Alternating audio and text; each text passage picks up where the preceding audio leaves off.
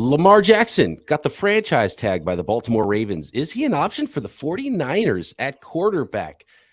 Meetings. 49ers met a lot of prospects throughout this draft process and a ton at the combine. What can we learn from those meetings and those prospects? Coming up on this episode of Locked On 49ers. You are Locked On 49ers, your daily San Francisco 49ers podcast, part of the Locked On Podcast Network, your team every day.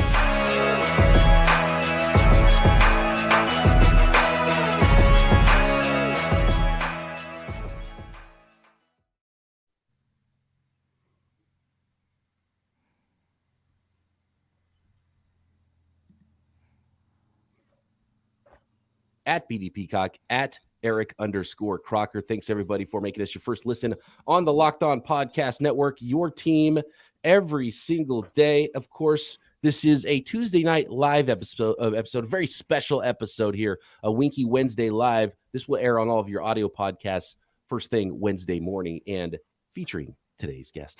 Nicholas Winkler, come on down.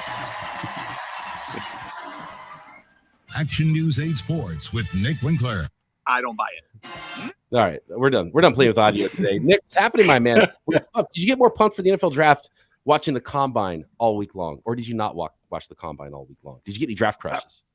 I mean, it's kind of tough as a Niner fan, right, to really get excited about the combine because the draft picks. You know, you don't have those early draft picks where the highly touted guys, you know, the guys that everybody's drooling over are going to go. So I watched it quite a bit, you know, just here and there. Turned it on, watched highlights, you know, as Twitter did what Twitter does. And no, it definitely got me more excited. I hope the Niners don't try to like move up and give up any more future picks or anything like that. So I hope they don't make any mistakes like that. It is a little bit of a bummer, and I've been kind of looking at some mock draft stuff, and I'm thinking, okay, who are the prospects that are going to be around? And then you get excited for some prospects, maybe pre-combine, and they work out great, and you're like, well, they're going to go too high now. Well, the Niners don't pick until 99. Like, it's going to be agonizing to see which prospects do fall, but someone's going to fall for the 49ers. We're just going to have to toss a little broader net, I think, this draft season, right, Croc, as it pertains to prospects. How deep have you gotten into your prospect watching, Croc? Have you seen anybody recently that you're like, okay, here we go. This guy's going to be there late third. I like him for the 49ers. I started watching Riley Moss, right? And I told you I was going to start kind of diving into his film. And I don't have a whole lot on my jump drive of the All-22, but I do have some film of him against Ohio State. And I would say that I'm fairly impressed with what I've seen. He has a tough matchup guarding Marvin Harrison Jr. for most of this game. And I think when you start talking about feet, hips, anticipation, I think a lot of that on a consistent basis is looking pretty good. Looks like a fluid athlete out there. Doesn't look like he's scared or terrified of Marvin Harrison Jr.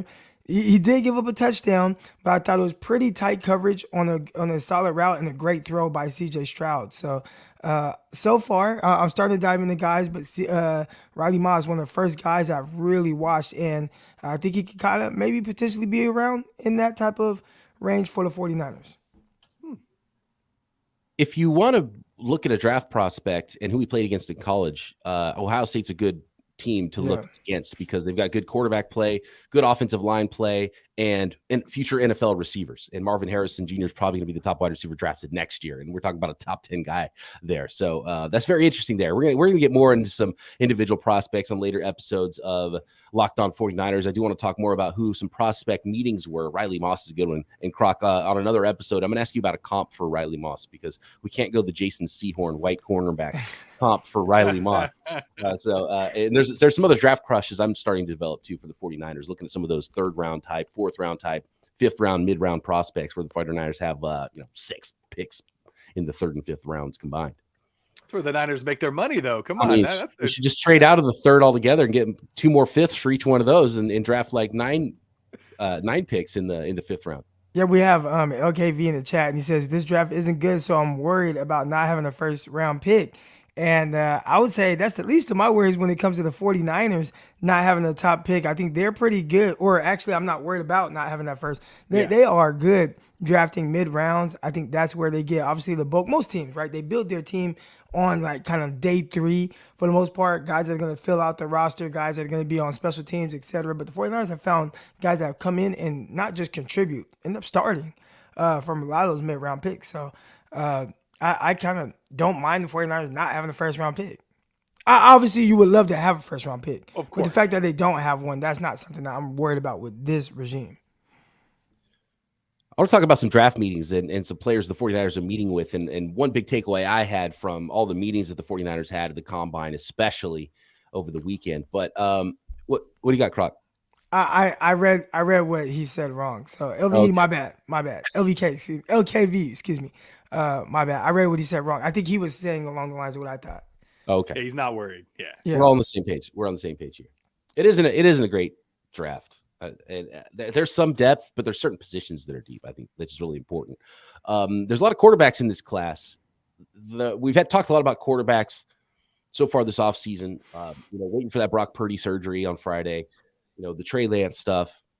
Who might the 49ers bring in to compete with those guys or help mentor those guys or however they attack free agency. But there's a quarterback out there, and there's a lot of people in my mentions, so we got to talk about it. Lamar Jackson, he officially got the franchise tag placed on him by the Baltimore Ravens Tuesday.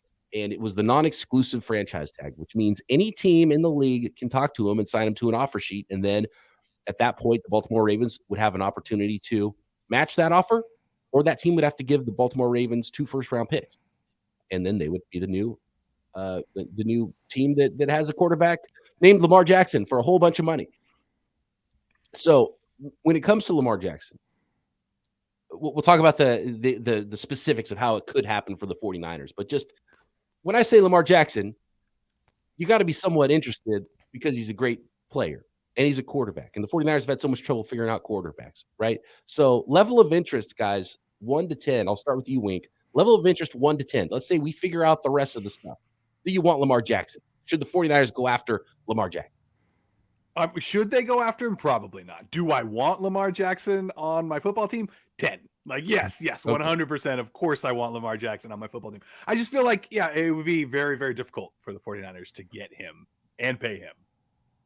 I think Lamar Jackson on Baltimore Ravens teams that aren't as loaded as the 49ers does a tremendous job. I just can only imagine what it would look like putting him on the San Francisco 49ers team that is completely loaded. I mean, you'd literally be the Super Bowl favorite. So I think the bigger question is, can you bring him in, pay him what he's going to demand, and keep around guys like Nick Bosa? And one of my guys, Rich Madrid, Rich said 10 times out of 10, you take Lamar Jackson over Nick Bosa because you do not find quarterbacks like that often. It's easier to find a pass rusher and pass rush production. Not saying you get Nick Bosa, but it's easier to get pass rush production out of a guy than it is to get top 5 to 7 quarterback play like you can get from Lamar Jackson. And I kind of agree with that sentiment. Yeah, so that's kind of where I was going to go with this too, because I had a feeling you guys would say, oh, of course everyone should want a Lamar Jackson, but the 49ers probably can't do it. Right. And that's the way I feel as well. But I say if they can find a way, they do it. Right. Like, if you can find a way, quarterback is that important. So part of it is, would Kyle Shanahan want Lamar Jackson? No. Do you think so? If it's a 10, does he fit his scheme? Yeah. So it was a 10 out of 10 for you. It's probably a 9 out of 10 for me. Croc.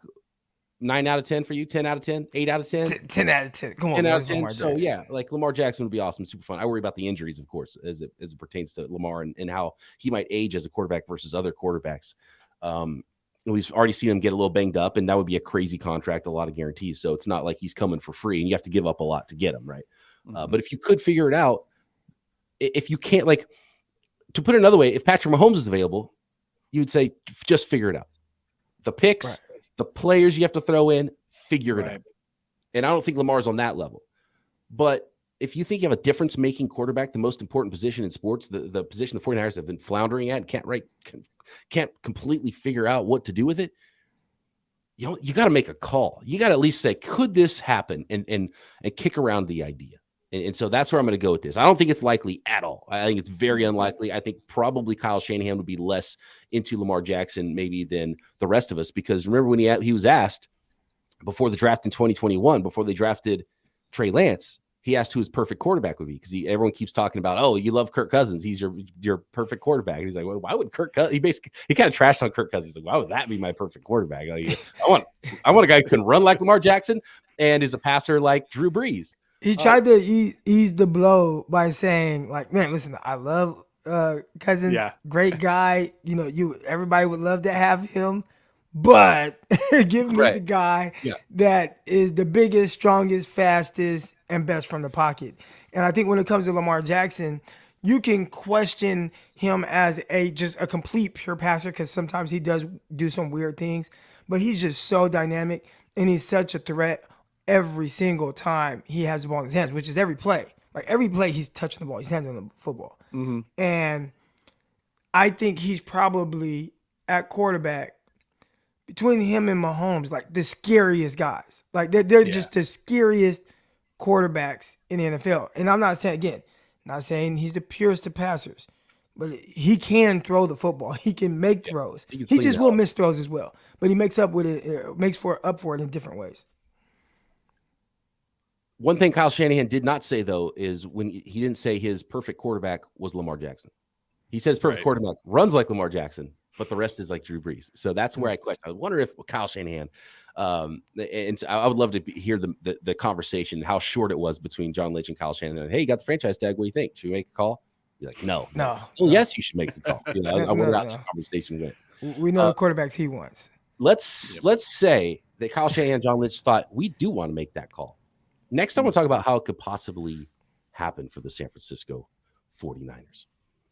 Today's episode is brought to you by FanDuel. It is getting pretty close to playoff time in the NBA season, and they're fighting for playoff position right now. And it is a perfect time to download FanDuel, America's #1 sports book, and also got the NCAA tournament coming. And there's nothing more fun to put money down on than the NCAA basketball tournament. And new customers at FanDuel get a no-sweat first bet up to $1,000. That's bonus bets back if your first bet doesn't win. Just download the FanDuel Sports app. It's safe, secure. Love the app. Love the website. Super easy to use. Then you can bet on everything from money line to point scores to three-pointers drained.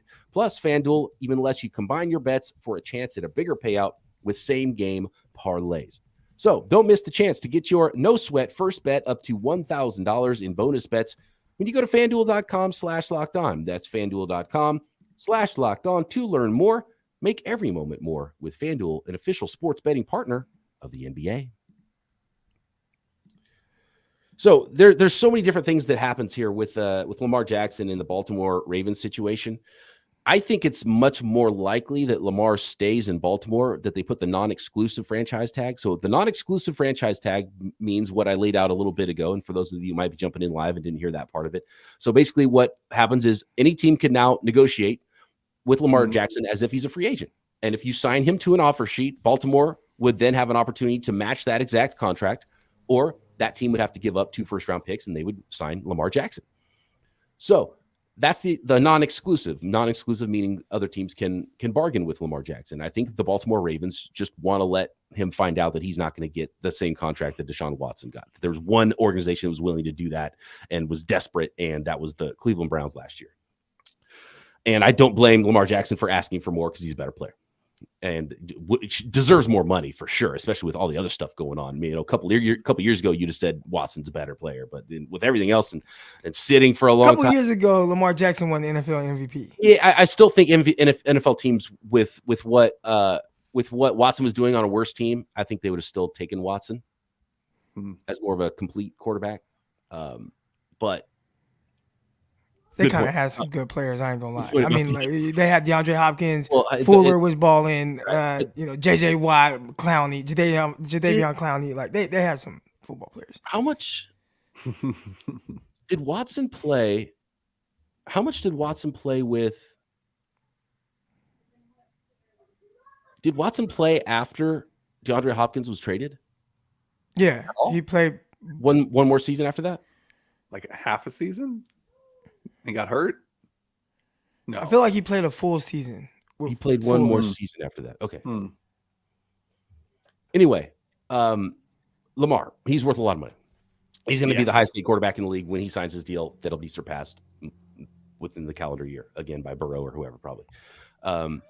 But so let's say the 49ers say, Lamar Jackson, we're interested. We're going to see if we can make this happen. The 49ers don't have a first-round pick this year. So by the rules, they can't even sign him to an offer sheet because they don't have the opportunity to make that trade. But I have a feeling that Baltimore would be willing to negotiate a trade. It doesn't mean that it's the only thing that can happen. Baltimore Ravens can decide whatever they want. A team could say, hey, we're going to sign him to an offer sheet. Would you do it for a first? And they could say, yes. Right. They could do that. Or they could say, a team could say, hey, we're about to sign him to an offer sheet. And the Ravens are like, well, we're going to match any offer sheet. That's the point. And they're like, hey, well, how about an extra pick? We'll throw you 3 first-round picks. Then will you trade him? And then they'll be like, okay, do we want to match that offer? That sounds like it's an offer we didn't really want to do in the first place. Or take 3 first-round picks. Now maybe we'll do it. So there can still be some negotiations. And the 49ers could trade, say, Brandon Ayuk and get a first-round pick. And then they would have back-to-back first-round picks that they could trade, and then they could just sign them to an offer sheet. So there are things that the 49ers could do if they wanted to make this happen. I still think it's very unlikely. It'd be very pricey, and it would affect so many players on the 49ers team. They would have to get rid of salaries. They would have to do a ton of things. And, maybe someone like Bosa would have to be part of it.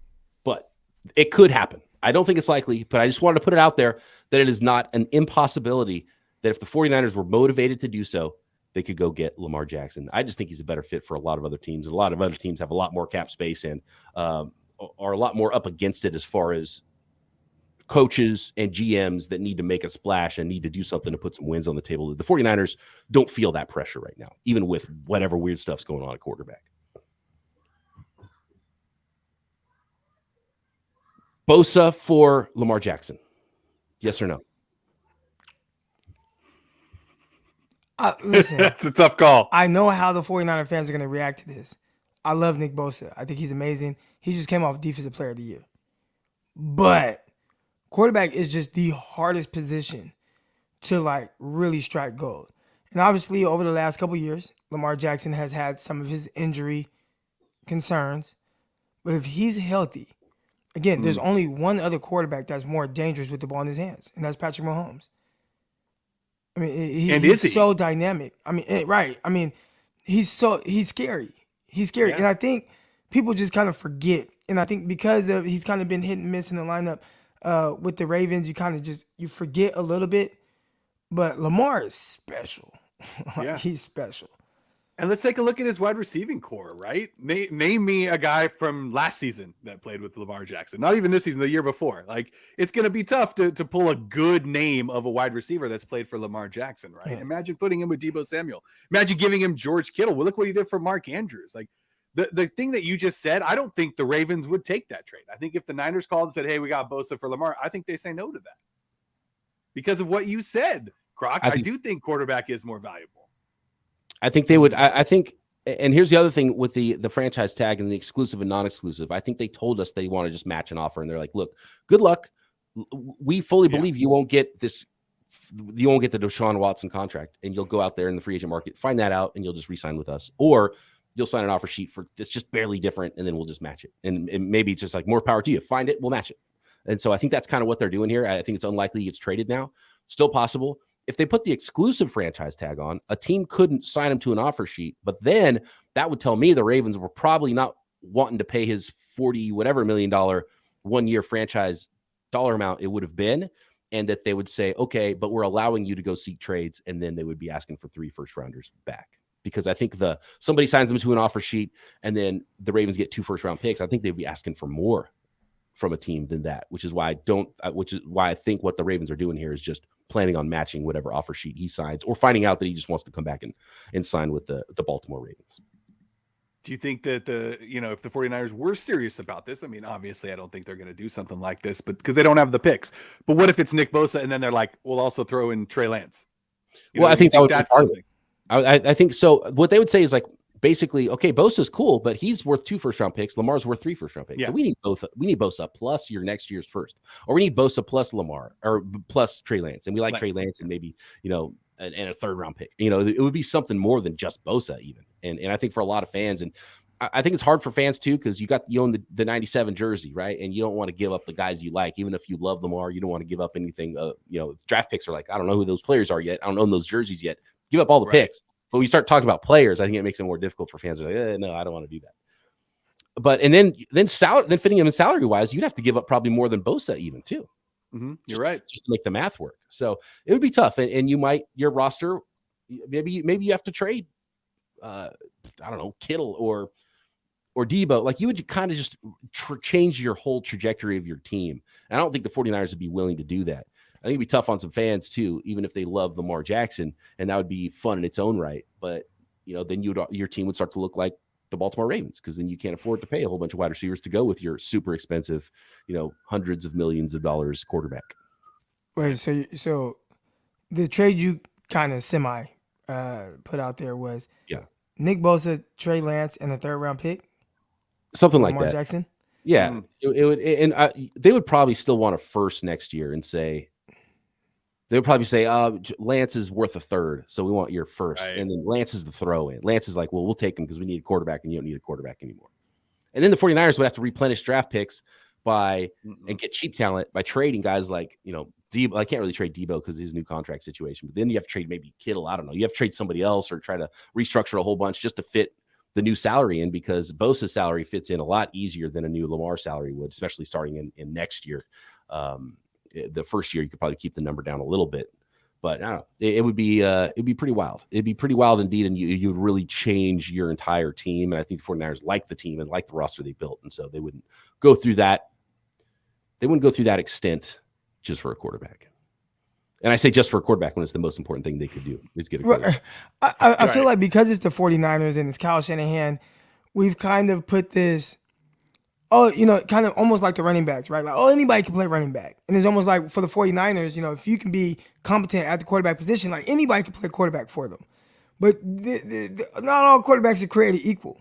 So you can have Jimmy Garoppolo, you can have Brock Purdy, and you can get solid quarterback play out of them, and you can win games. We've seen that. Having somebody like Lamar Jackson is what you're trying to do with Trey Lance, or still trying to do, maybe. But that is a different level of quarterback play that you get. That's not Purdy. That's not Garoppolo. It's something completely different. Oh, so it's a different tier altogether. Playing a different game. Yeah, it's a different sport. So it's hard for us to even, because it's been so long since we've had that type of quarterback in San Francisco, right? I mean, we're talking about Steve Young, maybe Kaepernick for like the 1 year, right? Or like the 2 playoff runs. Like Kaepernick was special. He showed high level ability, like throws, everything, right? Like high level, and you saw it kind of in a short stint. But we're talking about somebody like that dominates the game. Like you go back, I think I've seen some people kind of mention it a little bit, but these 4 playoff wins by Jimmy Garoppolo, right? It was like 4 touchdowns, 6 interceptions, like nothing crazy, right? Like he was along for the ride in the postseason. When you watched Colin Kaepernick in the playoffs during those runs, it was like, this guy is a huge reason the 49ers are in these games or winning these games. Like he was so dynamic. That it's that type of play you get from Lamar, and maybe even a little bit better than Cap, that is just so like it's hard to find that. It's hard. The 49ers haven't really seen it.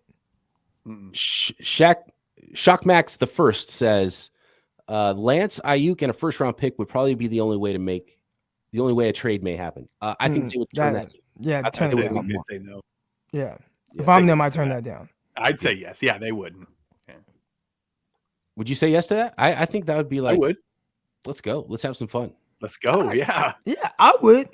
That's easy. Lamar But the fact that it's so easy for us to say I would do that trade is the exact reason why they would never do that.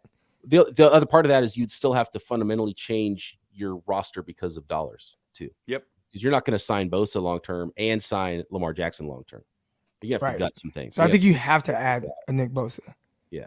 Which I would do. Just make the money make sense. It would basically be like Bosa instead of Ayuk. Lance, Bosa first is kind of what we were talking about already anyway. Because Ayuk's still cheap for a little while. I think what you'd have to do is probably keep Ayuk and then next offseason trade Debo. Right. No, I like the thoughts of Debo with Lamar though. Because Lamar, while not the most pinpoint accurate quarterback, he still can get balls in areas, and just because of, I don't know how much of our listeners have watched Lamar Jackson, but the way that you have to play against him is completely different. Like the way you have to rush, the way the passing lanes are set up. There's a reason he threw 37 touchdown passes in a year. He's not the passer of a guy that you typically think 37 touchdown passes, but because of how teams had to defend him, the throwing lanes are just there. And to get him with those lanes with a guy like Debo who can catch and run, I mean, that would kind of be incredible. Not just Debo, imagine Kittle too. I was just going to say, because you see Mark, like that's been his receiving threat is Mark Andrews in Baltimore. So yeah, Kittle and Debo, the catch and run stuff, and then what you would have to do and the way you play defense against someone like Lamar changes everything. So and Christian McCaffrey with the RPOs, like I mean, it would be so fun just in a fantasy world to get to see a season of it. You know, just like, can we just do something weird and see one season of it and see what that looks like? Because that would be so fun. But his biggest issue is he gets so sloppy with his footwork. That's and I'm not like this quarterback guru, but I just watch him. I talk to my guy Greg Pinelli all the time, so we talk a lot of quarterback stuff. So I start to try to kind of see it through their eyes. And when I watch Lamar Jackson, a lot of things that you would coach up guys to do, he doesn't do it. And some guys can get away with it, like Patrick Mahomes. He does a lot of things you wouldn't coach up, but he's getting the positive results. Like Lamar Jackson as a thrower is not Mahomes as a natural just thrower of the football. So you don't get the results when things aren't right with his feet. And I think that's where the inconsistencies come with some of his throws. He's got a really weird delivery too. So the way a quarterback guru would never teach him the way he throws it, but he's got a cannon of an arm, but he just flicks it in a weird way and it looks different. I think that was part of the reason, because coming out, I was blown away that he lasted as long as he did because he was so electric as a prospect, but he had a great arm. It may not have been pinpoint, but he could throw. But people are acting like he threw like Tim Tebow. Tim Tebow still went higher than he did because Tim Tebow threw left-handed naturally, but he looked like I was throwing left-handed and I'm right. Yeah. That's how he looked like he was like heaving it all weird bodies. Like, you want that guy to play quarterback in the NFL? What are you thinking? He's a third-round tight end. He's not a first-round quarterback. Lamar could throw the hell out of the ball. It just looked a little different. He just kind of flicked it. He has just this weird delivery, but and they spent a couple first-round picks to get him some receivers, but it just never was anything that really hit. And Hollywood, Rashad Bateman. Yeah, Bateman getting hurt again. Like you said, I thought Bateman was going to break out. I thought that was the guy this year. Well, did you see his tweet? Yeah, and well, that was weird. It's like blaming the GM for him. It's weird. I don't know if he was blaming the GM. I mean, it felt like he's blaming like the GM, but is he blaming the GM for the offensive coordinator? And because it was like talking about putting guys in positions to be successful and utilizing guys to their skill sets. That sounds like more of an attack on the offensive coordinator, but he made it seem like he's talking about the GM because he's the one that's picking the coordinators or whatnot. It was a little strange and slightly cryptic, but he was very straightforward with it. Yeah, and I think where the GM screwed up there is because the GM admitted they can't figure out the wide receiver thing. And what he should have said was like, we like our wide receivers like Rashad Bateman. I think that's where Bateman probably got like, because he agreed with the reporter. He's like, you know what? We did draft crappy receivers. That was kind of what the GM My bad. So he was like, I ain't gonna let them keep throwing us under the bus, keep talking about us in eight. He's talking about Lamar Jackson. He's like, well, we get all the criticism with all this stuff, and he's like, put us in positions to be successful. Real quick, I want to check in. Shout out to Steph Sanchez, who has been putting together a list of player meetings with the San Francisco 49ers. You can find her on Twitter at Steph49K. And normally I don't really pay much attention to player meetings because they meet with like every player and they do due diligence on every guy in the NFL draft. So it's not like you can take a lot from it. And a lot of times the 49ers purposely don't meet with some guys that they're going to draft because they don't want teams to know that they like a guy and jump in front of them and draft their player. And very secretive about a lot of things. So I don't look too much into it. But one thing I think you can learn from it is, especially this year, is how many tight ends specifically that the 49ers are meeting with. And basically every single tight end at the combine was like, yep, I've had a formal meeting with the 49ers and talked about that meeting. So the 49ers are going to draft a new tight end behind George Kittle. Not to replace George Kittle, and this is a great tight end class. And the last time there was a great tight end class, the 49ers drafted George Kittle in the 5th round. So I think this is another good year with another great tight end class where it's going to push some really good tight ends down a little bit later to where the 49ers are picking. And they could probably get a pretty good one. And it seemed like that's something they've needed for a while. So one thing I know for sure, mark it down. March 7th, Niners going to draft a tight end before the end of the 5th round. let's hope it worked out as good as the last time. And you know what? They could go back to Iowa. It'd be pretty cool. And Sam Laporta is the Iowa tight end this year. And they'll run after the catch, some athleticism. I like that dude. He could be a good fit for the 49ers. And look, Iowa, 5th round, although he's going to be a 3rd-round guy. So he'd have to be there probably with one of those 3rd-round comp picks and might be gone before that. But really good tight end class. Niners meeting with a lot of tight ends. I think we can put 2 and 2 together there. George Kittle, obviously, he's like the heartbeat of the 49ers. I think he's dang near the face of the team, right? When he says something, it holds more weight and value than anyone else. He does turn 30 years old this year. And the way that he puts his body on the line, do you think he'll age kind of like Gronk did? Because Gronk was like, peak of his powers, amazing, this guy. Then all of a sudden it was like his body just really started giving out on him. And I don't want to put that on Nick Bosa. On George Kittle. I'm going to knock on wood there. But it almost feels like you should start to kind of draft guys that, not his successor, but with in mind that there is a chance because of the style that he plays and the way he throws his body around, he puts it all on the line every single play. Do you need to have somebody that can be a legit valuable option as a potential tight end 1 down the line? Yeah, I think you have to kind of start looking into the future a little bit and, draft someone who's 8 years younger than George Kittle, but also, he's missed some games here and there, and you lose a big weapon on your offense when a guy like that goes out. So I think it's time. I think it's definitely time. And you lose a 6th offensive lineman essentially, right? I mean, with how good of a blocker he is out there. Exactly. He's not in the lineup. Zach Kuntz could be your 5th-round tight end, athletic freak out of Old Dominion. A couple of really good Old Dominion prospects for the potentially future 49ers here. And Zach Kuntz is another one who did meet at the combine with the 49ers. And he wrecked the combine, like pretty much the best ever. Like puts George Kittle to shame in a lot of ways with his combine workout, which was really good. Like Zach Kuntz combine workout was freakish. The tape does not match, but we're talking about a later round guy. He's not going to go super early. Now, I didn't evaluate George Kittle out of Iowa, but did his tape match his combine performance? Right? I love George Kittle. He was a shadow 49er actually around before he was actually taken. I had him as a 4th rounder. But it was similar because it was a deep class of tight ends and it pushed some guys down. But he ran a 4.52 and you could see it on tape that he was fast. You could see that he was physical and a good blocker. And it was just like, well, this guy's going to play because he's a good blocker and he's got this athleticism. You could see a little bit of it, but they just didn't really throw to their tight end very much. And so teams are throwing to their tight ends more. And now it's harder to find a guy who can actually block and easier to find guys who can actually catch and get targeted. Whereas with Kittle, especially in that Iowa offense that used to be like the oldest school offense in the entire, college football world, you couldn't tell he was going to be this. But that's something that's kind of common, right? He also had this crazy 3-cone, like crazy. It was like 6.8, like something along the lines of that, something like ridiculous. His workout numbers were crazy, but we're starting to see that. Maybe not as much with Debo, but somewhat with Debo. But Kittle, Brock Purdy, it was like a lot of these guys that are hitting, you're like, well, I didn't see this coming. I didn't see him being this good, right? So I think there's some. You can point to Kyle Shanahan for that probably, and the rest of the 49ers coaching staff. There's definitely something.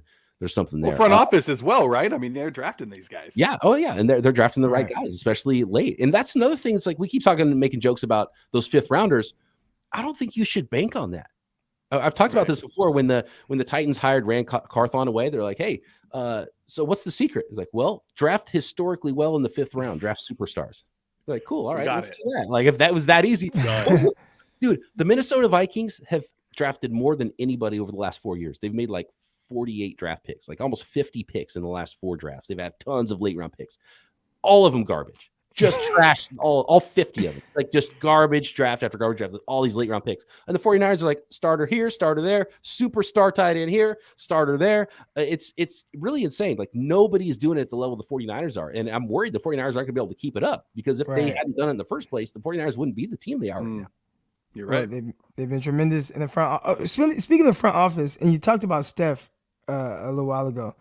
Did you see what her interaction with the 49ers front office guys?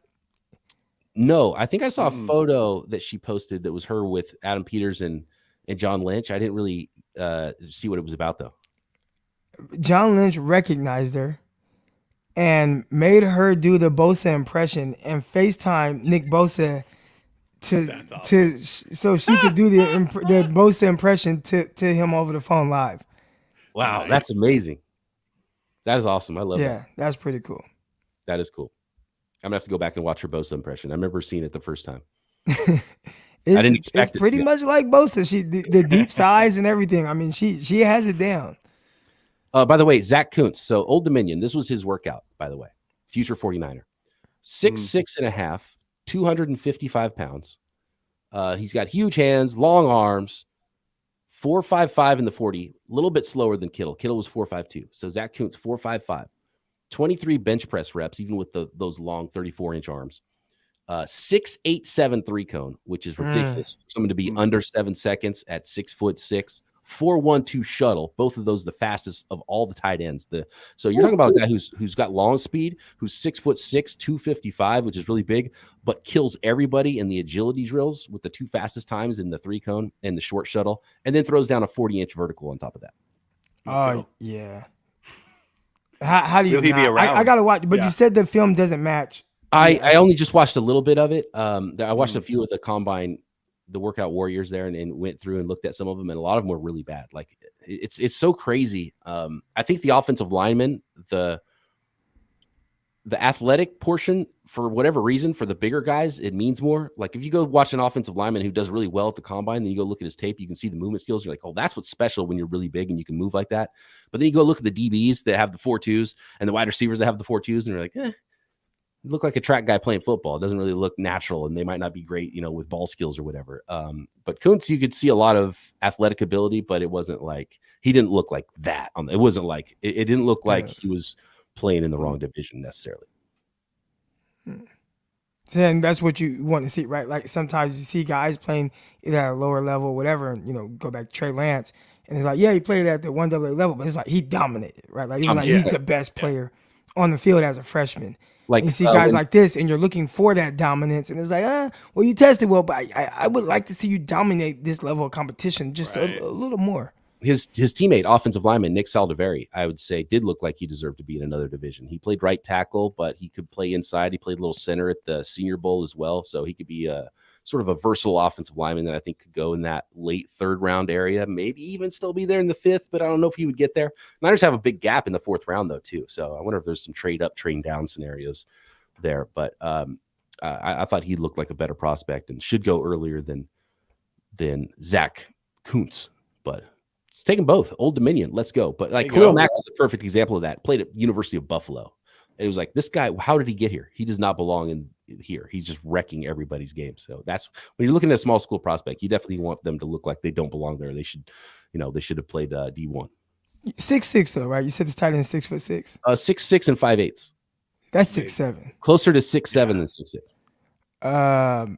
I think that's a guy to be 6'7" and move the way he does, right? Like, or at least have the ability to, right? Like maybe he needs to get with George Kittle, tight end you for offseason, et cetera, to get him to really maximize his movement skills. But to be that big and have that type of movement ability and that type of catch radius, that is a guy where the 49ers might have more pressing needs in other areas, but having a guy with that type of upside and athletic ability, it's like, how do you not jump on that? Even if you don't see the quite fully ready prospect. But I mean, if he's there and you're in the 3rd round, you're picking, you have a comp pick, and it's like, hey, this 6'7" guy that, 3 cone at 6'8", vertical 40-inch, like you kind of have to take the upside on that, because if you hit, then you're really set with 2 tight end sets now, and then down the line, oh man, 2 years from now, you don't re-up on Kittle's contract or whatever it is, you kind of have a guy that's built to play for the long run. I don't know how you don't do that, and not have to be that guy right now, right? Because sometimes you draft a guy and it's like, hey, we need this right now. Like, no, you don't. He could be tight end 2, potentially kind of even tight end 3 while you develop him into being more what you want. So, but it's hard to find guys with that combination, be 6'6" and still have that type of movement ability and straight line speed. You don't typically get that. By the way, Saldiveri, the offensive lineman from Old Dominion, also met with the 49ers at the combine. But it's pretty common for teams to meet with a lot of the smaller school guys that maybe their scouts didn't travel to as much, just to, do more background work and do more work on the prospects they're maybe less familiar with over the course of the college football season. And you can mark it down. They're going to take multiple offensive linemen in this draft as well. I think they should, absolutely. I would be shocked if one of those third-round picks is not an offensive lineman, but it could probably only be one of those thirds because they got to draft a running back and a kicker with the other two. I see. Our guys, it would be cool to have a Gronk non-murderous Hernandez combo. The funny, it's not funny. Excuse me. That's definitely a wrong choice of words. But I was with the Jets when this whole thing was going down, and it was really unbelievable. Like, it was unbelievable that, like, what, murder? This is not really happening, and it was really happening. And we're watching it. It's almost like a soap opera kind of playing out. Of course. And then that was wild. That was wild. Only thing I can remember kind of even remotely close to that, probably like Ray Cruz, maybe. Yeah, Ray Cruz. Yeah. Obviously, like, John Morant didn't fire his weapon as far as we know, but just seeing, like, he's putting it on social media. Plaxico Burress, like, there's been a lot of these weird, like, what he shot himself. But like with sweatpants in a club. But Plaxico didn't videotape it and put it on his own social. You know what I mean? Yeah. Like, that's what the John Morant thing was like, dude, you're broadcasting a crime right now. What are you doing? Like, I tell people all the time, about guys, just me being around NFL players, me just with my short time in the league, the money, and I think people think like, oh, you have all this money, why would you do these stupid things? But the money only enhances who you are. So if you are someone who paid all your tithes at church and you give money away and you donate to these different community things and you do all those type of things, the more money you have, now it's just, oh man, I can do more now, more of these things. But if you are this other person, let's say, love going to a strip club, making it rain, you would make it rain if you had $2,000 in your pocket. What do you think you're going to do when you have, like, and you're making $40,000, $50,000, $60,000 a week? It only enhances. So when you have a, Hernandez, like, he just becomes more of what he already was. And it's kind of scary. But that was what I noticed right away. Like, these guys, I had a teammate, I'm not going to say his name, so we're good here. He made more money selling dope per week than his NFL game checks. And he had a decent little game check. So all it does is just enhance who they are. And I think a lot of people think, oh man, why would you do that with all this money? Like, it just, they're normal people. To them, they're normal. They just make a lot of money playing this sport. Who was the player who was making it rain at the strip club, but then got mad because people were picking up his money because he wanted it back after? He just wanted to display the rain, but he didn't want, like, everyone. Well, no, this is just for show. To pick it up afterwards. He just wanted, like, to show it. Do you remember that? It was like all around. It was like 10 years ago though. Hey, I had some teammates give me some money to throw. And it's like, I'll pocket half this, I'll throw the rest. Right? Yeah. My little off-season stipend does not look like yours. I saw guys with Pac-Man Jones. Wow, Pac-Man's wild for that. Yeah. I saw guys with $200,000 workout bonus checks just laying there, like, not even cash. Like, you know what? I'll get around to cashing it whenever I feel like it. I'm just like, this is wild. Did I tell you the story of Baron Davis when he was playing for the Warriors? A guy I know's like brother-in-law was a hooper, and he played a little overseas, and there was like a game that was going on. It was like off-season workout type stuff. There was a game going on with semi-pro dudes and pro dudes, and Baron Davis was there, and I think it was at the Kezar gym. Shout out to the old Kezar 49er Stadium. But they were just, hooping over there, and they were done, and Baron Davis leaves, and the dude who, doesn't make a lot of money, he's trying to make it in pro basketball, is playing overseas, and he sees that Baron Davis left these diamond earrings on a seat in the locker room, and he's like, oh man. So he grabs him, runs out, and catches Baron as he's right before he's about to take off. He's like, hey dude, you left your, like, huge diamond earrings. He's like, hey, you left your ice, and Baron Davis is like, cool, thanks, tosses it in the back seat and drives off. Like, he didn't even care. It was like, whatever. And the dude was like, man, I should have sold that crap. Man, crazy world, these sports guys, man. They earn every penny. Oh, That, yeah. like, you know, the people are like, oh man, the athletes and actors, they get paid too much money. No, they don't. They get paid what they're worth. And I tell people all the time, Exactly. whatever your value is, you create your value, and people are willing to meet that. So they earn you're it, worth. but it's a fun way of living. When you, I've never made that type of money, but you know, if you did that, it looks fun at least. You know, It does. the next time an athlete, you know, is asked to take a hometown discount or something, he should say, "That's cool. I'll take a hometown discount if you discount the beer and the popcorn and the hot dogs at the For all stadium. your Make it hometown fans. make it more affordable for everybody. I make less, you make less. How about that?" And the teams will be Right. like, "Ah, never mind." Never mind. See ya. All right, good stuff. Thanks everybody for joining us on this Locked On 49ers Winky Wednesday live episode on a Tuesday night. And thanks everybody for joining us that might be driving to work Wednesday morning. I hope you have a pleasant day. Thanks everybody for making us your first listen every day on the Locked On Podcast Network. Make sure you subscribe up to Peacock and Williamson, brand new YouTube channel there, and check out the new Locked On NFL Draft because it is absolutely draft season, and Crocker and I are going to have a whole bunch more scouting reports and some specific players we're looking at for the 49ers in the NFL Draft next time right here, Locked On 49ers. See you.